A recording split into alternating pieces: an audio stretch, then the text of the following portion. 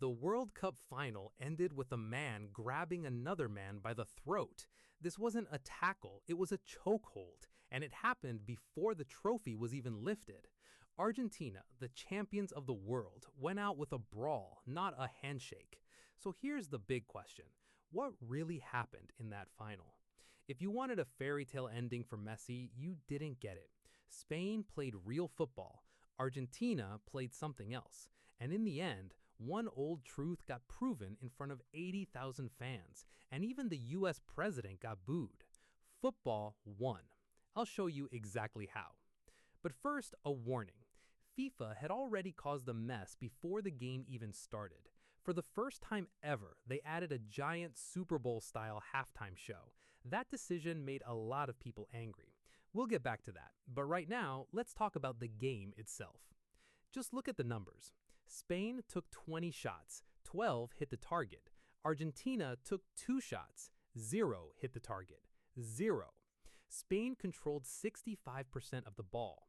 The world champions couldn't even force one save from Spain's goalkeeper, not one. Meanwhile, Argentina's keeper made 11 saves just to keep his team alive. Read that again.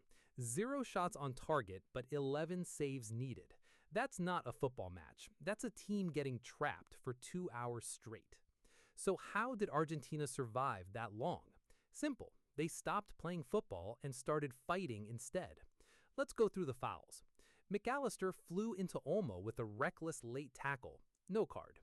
Tagliafico dragged down young star Lamine Yamal, fouling him about 4 different ways at once. No card.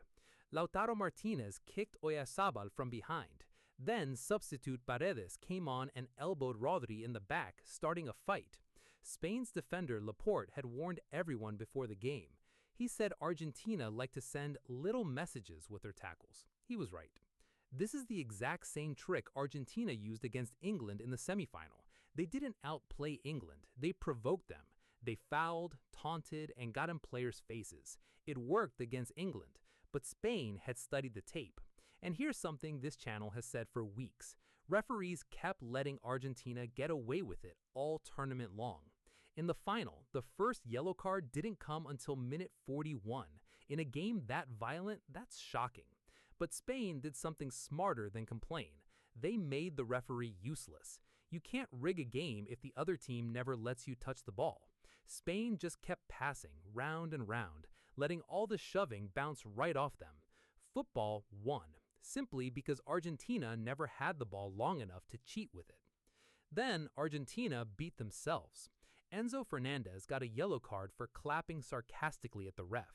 Then, right at the end of normal time, he stomped studs first into teenager Pau Cubarsí and sent him flying. Second yellow, red card. Argentina had to survive 30 minutes of extra time with only 10 men. Fernandez became the 3rd Argentine ever sent off in a World Cup final. 3rd, that's basically a tradition now. With the extra man, Spain finally broke through. One goal got disallowed earlier for a soft foul, the only call that went Argentina's way all night, but it just delayed the inevitable. By the end of the first extra period, Spain had 19 shots. Argentina had 0. Even calm young Yamal got frustrated by all the cheap shoves. Penalties looked likely, which would have been cruel after all that Spain domination. Then, in the 106th minute, the door finally opened. Porro sent in a cross. Nico Williams headed it back. Substitute Ferran Torres smashed it home. 1-0 Spain. On their 20th shot. They earned every bit of it. Now, let's be fair, because one man deserves it. Messi. Whatever his teammates turned into, Messi wasn't part of it. This was his quietest game of the whole tournament, barely a touch in the first 15 minutes. His one big moment came right after the red card, when he complained to the ref that Cucurella covered his mouth while talking. The referee ignored him. Even the greatest player ever looked like a kid telling on a classmate. When it ended, Messi didn't throw a punch. He sank to the grass and cried, alone. He's 39. This was likely his last World Cup. Nothing about this night takes away from his legend. Even the harshest critics, who called his teammates thugs, still called Messi a genius. The saddest part is that the greatest player ever had his goodbye ruined by teammates who chose chaos. And to be fair, Argentina isn't just a dirty team. They're a tight-knit group who play with real passion, and their fans lit up American cities in blue and white all tournament. Their coach, Scaloni, even said the right words after the game. "We've been great in victory. We need to be great in defeat." Nice words, but his players did the exact opposite, and the whole world watched. As Spain celebrated, Molina swung an arm at Rodri. Rodri confronted him. It exploded from there. Garcia stepped in and Paredes grabbed him by the throat and threw him down. Then Paredes went after two more players. Scaloni ran around the pitch trying to pull his own guys off.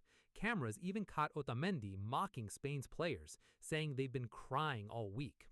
This is how the world champions said goodbye to their crown. And it got worse.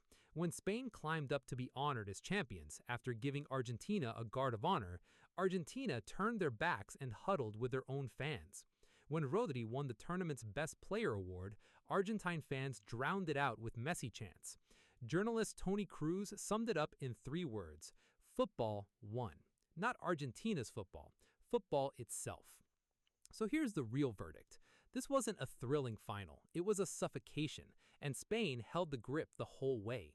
Look at their full tournament. 1 goal allowed in 9 matches. They crushed France, the favorites, 2-0. They're now European and world champions at the same time, riding a 38-game unbeaten streak, the longest in international football history. No amount of shoving, diving, or throat-grabbing could stop a team that good. Argentina rode on provocation and desperation. In the one match that mattered most, they ran into a team that just kept the ball and never gave the chaos a single inch. The mask came off, and football, the real, beautiful game, won anyway. Which brings us to the villain with no jersey. Remember that halftime show? Here's the reckoning. For the first time ever in a World Cup final, FIFA turned halftime into a giant concert with Madonna, Ronaldo, BTS, Shakira, Justin Bieber, Burna Boy, The Muppets, and Coldplay. As a show, fine, it was slick. As a decision, it was a disaster. FIFA's own rules say halftime shouldn't run past 15 minutes. This one ran 27 minutes and 23 seconds, almost double. Fans joked online, "Look how they massacred my beautiful game." And it wasn't just bad taste, it hurt the competition. 2 teams who just fought through 45 minutes brutal, sat around going cold and stiff, all so a concert could happen. Bigger show, bigger sponsor money. But when your halftime act makes bigger headlines than your final, something's gone very wrong. And that wasn't even the most awkward part. Donald Trump got booed loudly walking out for the trophy ceremony. Defender Romero refused to shake his hand. When Spain lifted the trophy, Trump lingered at the edge trying to get in the photo, while FIFA's own boss tried to move him out of frame. A booed president, a snubbing defender, a concert stealing the spotlight. FIFA wanted a spectacle. They got one, just not the kind anyone will trust. So tell me, which moment says it all for you? The 0 shots on target, the throat grab, or Argentina turning their backs on the champions? Drop your answer below. And if you rode this whole wild tournament with me, the full retrospective is coming next. Every villain, every underdog, every whistle. This has been the wildest World Cup ever. Let's finish the story together.